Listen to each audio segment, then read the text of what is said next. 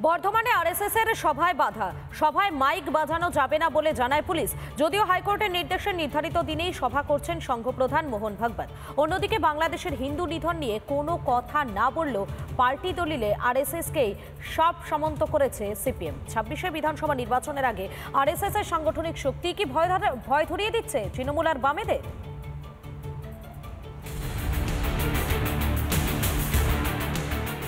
শত চেষ্টা করেও আরএসএস এর সভা আটকাতে পারল না তৃণমূল সরকার।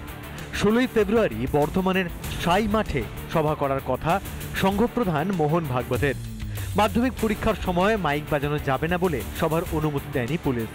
যদিও এদিন মোহন ভাগবতকে সভা করার অনুমতি দিল হাইকোর্ট। রাষ্ট্রবাদের যে চেতনা যেভাবে পশ্চিমবঙ্গে দাঁড়া বেঁধেছে, সেই জায়গায় এরা আর কখনো আঘাত করতে পারবে না। বামপন্থীরা, কংগ্রেস কালচার, কংগ্রেসের গুন্ডামি, এরা কখনই আঘাত করতে পারবে না। কোর্টে মুখ পুড়তেই সাফাই গাইতে শুরু করেছে তৃণমূল।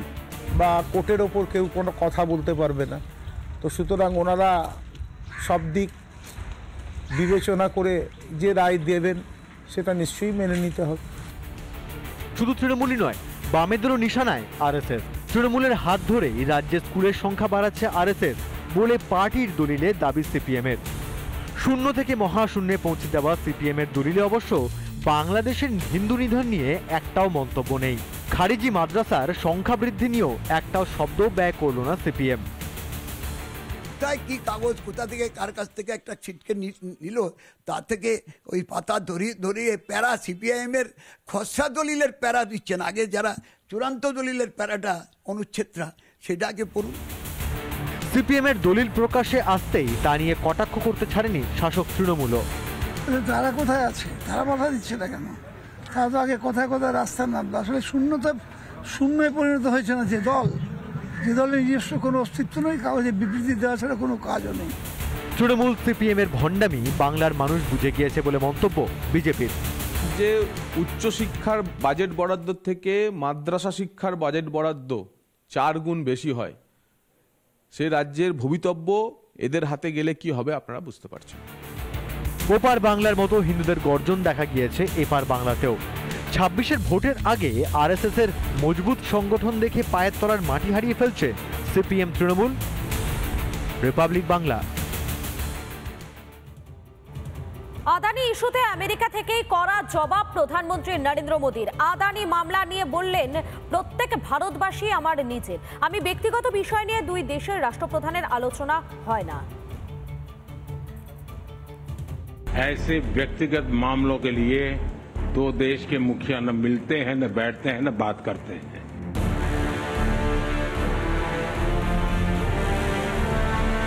ভারতের সংসদে গৌতম আদানি ইস্যুতে কম হইচই করে না বিরোধীরা। এবার আমেরিকার মাটিতে দাঁড়িয়ে আদানি প্রশ্নে কড়া জবাব দিলেন প্রধানমন্ত্রী নরেন্দ্র মোদী। लोकतांत्रिक देश है और हमारी संस्कृति वसुधैव कुटुंबकम की है। विश्व को अपना एक परिवार मानते हैं। हर भारतीय को मैं अपना मानता हूं। ऐसे व्यक्तिगत मामलों के लिए दो देश के मुखिया न मिलते हैं, न बैठते हैं, न बात करते हैं। গত বছর নভেম্বরে আদানির বিরুদ্ধে গ্রেপ্তারি পরোয়ানা জারি করে একটি মার্কিন আদালত। ভারতের বিভিন্ন রাজ্যে সরকারি কাজের বরাত পেতে ঘুষ দিয়েছে আদানি সংস্থা, এই অভিযোগেই পরোয়ানা জারি হয়। বিদেশে দুর্নীতি মার্কিন বিনিয়োগকারীদের বিপদে ফেলতে পারে, এর বিরুদ্ধে বিশেষ আইনে মামলা শুরু হয়। যদিও ভারতে আদানির বিরুদ্ধে তেমন কোনো অভিযোগ প্রমাণিত হয়নি। তার উপর যেই আইনে মামলা, সেই আইনই তুলে দিয়েছেন ট্রাম্প, তাই সেই মামলার ভবিষ্যৎও এখন অন্ধকারে।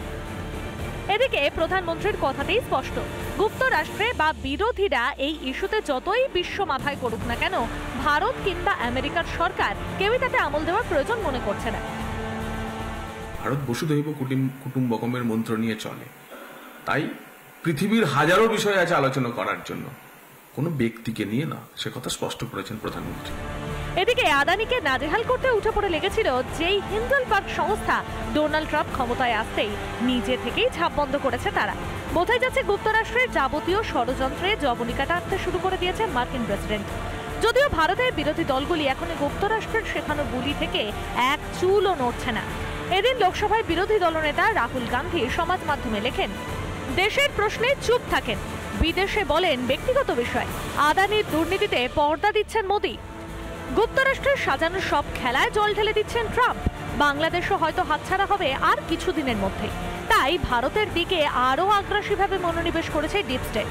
যদিও বাংলাদেশের ঘটনার পর সাবধানী ভারত, এত সহজে চক্রান্ত সফল হতে দেবে না। রিপাবলিক বাংলা।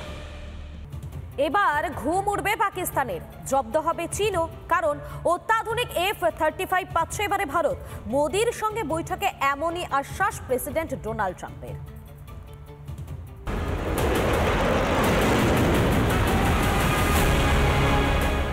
ভারতে আসছে F-35 যুদ্ধ বিমান, যা রাফালের থেকে অনেক বেশি শক্তিশালী। আকাশ সীমায় নিরাপত্তা আরও দুর্ভেদ্য করতে আসছে F-35 যুদ্ধ বিমান। দ্বিতীয়বার প্রেসিডেন্ট হওয়ার পর জানুয়ারিতে এই যুদ্ধ বিমান বিক্রির ইঙ্গিত দিয়েছিলেন মার্কিন প্রেসিডেন্ট। প্রধানমন্ত্রী মোদি আমেরিকা সফরে যেতেই প্রত্যাশার পারদ চড়ছিল। দেশবাসীর সেই প্রত্যাশা পূরণ হলো।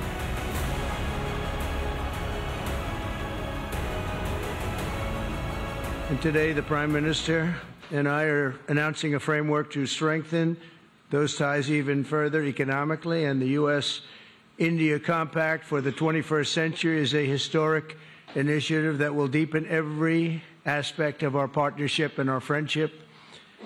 Starting this year, we'll be increasing military sales to India by many billions of dollars. We're also paving the way to ultimately provide India with the F-35 stealth fighters.